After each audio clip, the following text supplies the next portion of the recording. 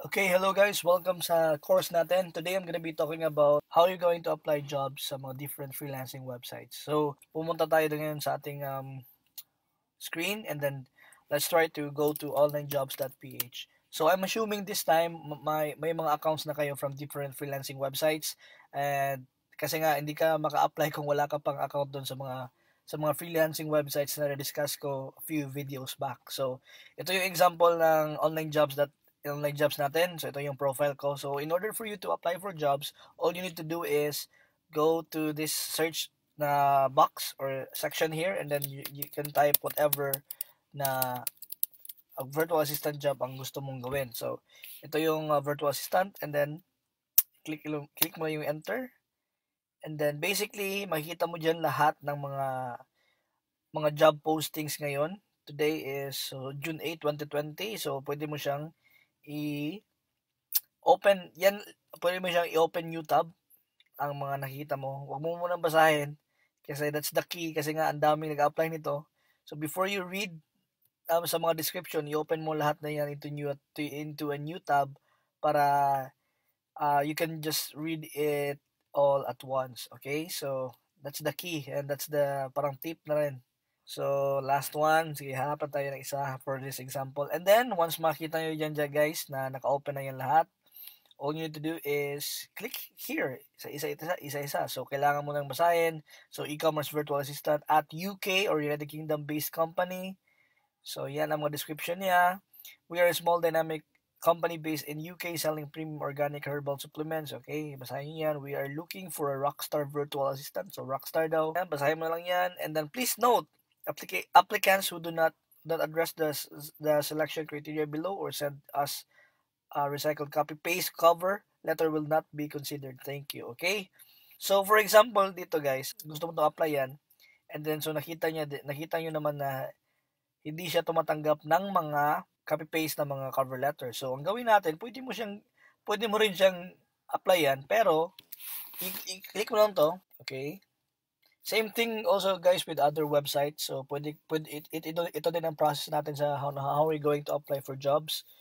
So, ito yung subject natin. May subject nakalagay dyan. So, nakalagay na ako ng mga templates dyan. Lagay na dyan, application for rockstar application for a rockstar virtual assistant. The good thing about reading the description, parang iba-feel mo sa client mo, sa potential client na binabasa mo talaga yung whole job description niya, hindi lang title na binabasa mo. So, na-mention niya kanina na kailangan niya daw ng isang virtual assistant rockstar.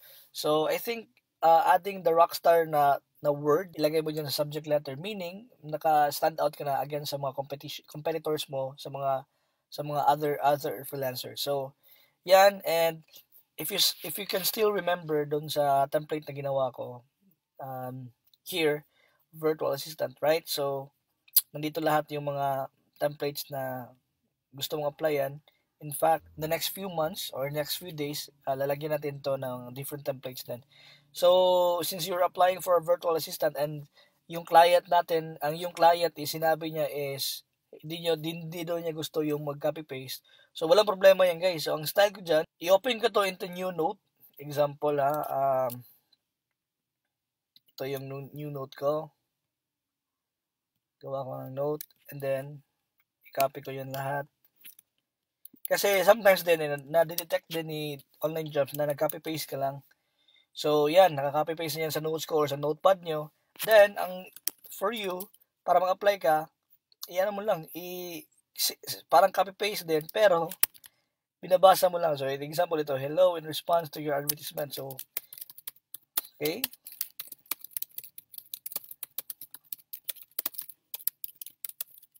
Kaya lang guys.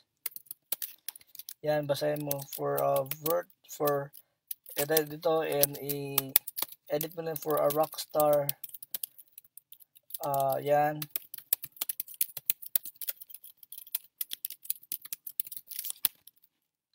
Okay. I truly feel. Yan, okay. So, yan ay example guys na parang gusto mong detailed na parang job application. So, the good thing about these templates is kasi nga you can edit this based doon sa mga job postings na nakalagay doon. So, if the client is looking for next virtual assistant or Rockstar virtual assistant, you can just add here Rockstar, right? So, pwede mo lang i-add dyan Rockstar. So, ang dami talagang pwede mong gawin sa cover letter na to. This is simply your guide.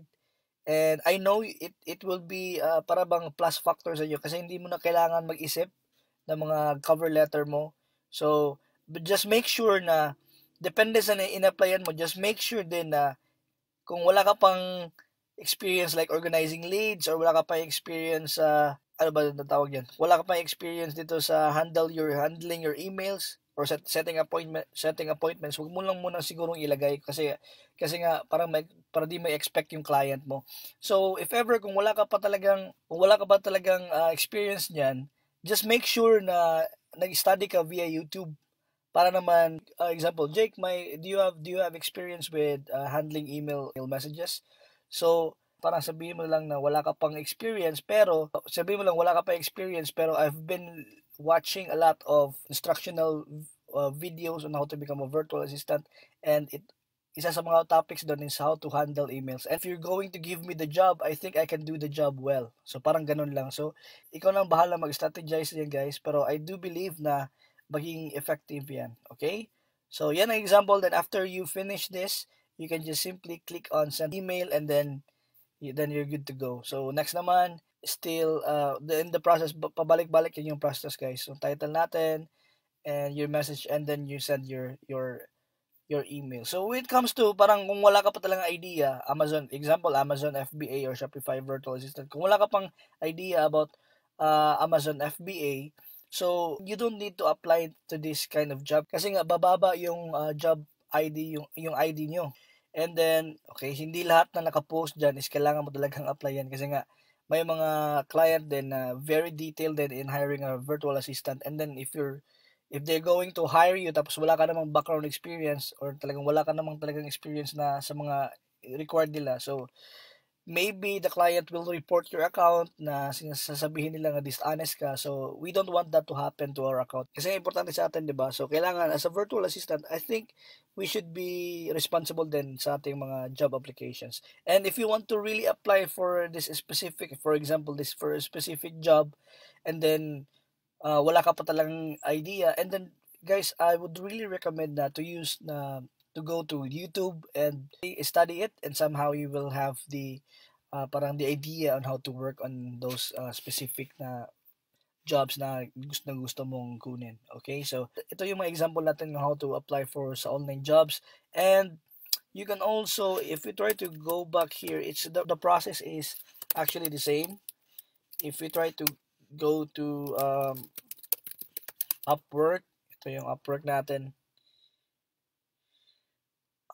Sa case sa Upwork, kasi nga dati wala pa tong Connects pero ngayon every job application mo is may bayad na siya, which is yung ginagamit natin na Connects.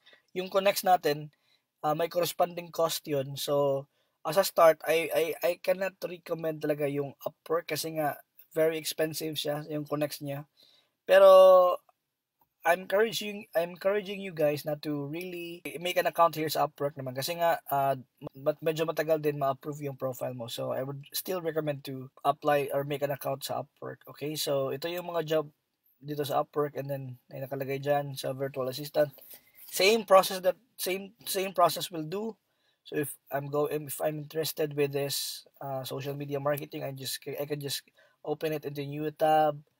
Yan. Okay, same, really the same sa online jobs na ipinakita ko kanina. And then, yeah, once nagustuhan mo tong trabaho na to, you can ito yung connect na sinasabi ko, guys. Required connects to submit a proposal is 2 connects. Yung available connects ko is 94. So, itong 94, guys, since hindi na ako nag-apply masyado ng job sa Upwork, and nakuha ko rin to dahil naging parang free nila sa top rated program, hindi ako sure kasi nga naging top rated din ako dito sa Upwork. So anyway, ito yung kung gusto mo mag-submit ng proposal, i-click mo lang yung submit, just wait for it to load, and then ito na yun. So, social media, okay. Ito na yung ano, kung ano bang rate natin, ano ba. Ito ang tawag natin na fixed price, guys. So, hindi siya per hour. So, ito yung sinabi ko sa inyo na cover letter. So, ito mo ilagay yung this one. Pwede ito i-copy paste. Okay, pwede mo copy paste dyan. Okay, so in case Upwork, hindi rin nila gusto na mag-copy paste. So, same thing will happen sa online jobs. So, kailangan mo siyang i-type one by one para hindi ka malata sa algorithm that you are just copy pasting your job proposals. Okay, dyan, and then, okay, something, example lang yan. So, this is how you basically apply for jobs sa different websites. Ang dami pang websites, guys.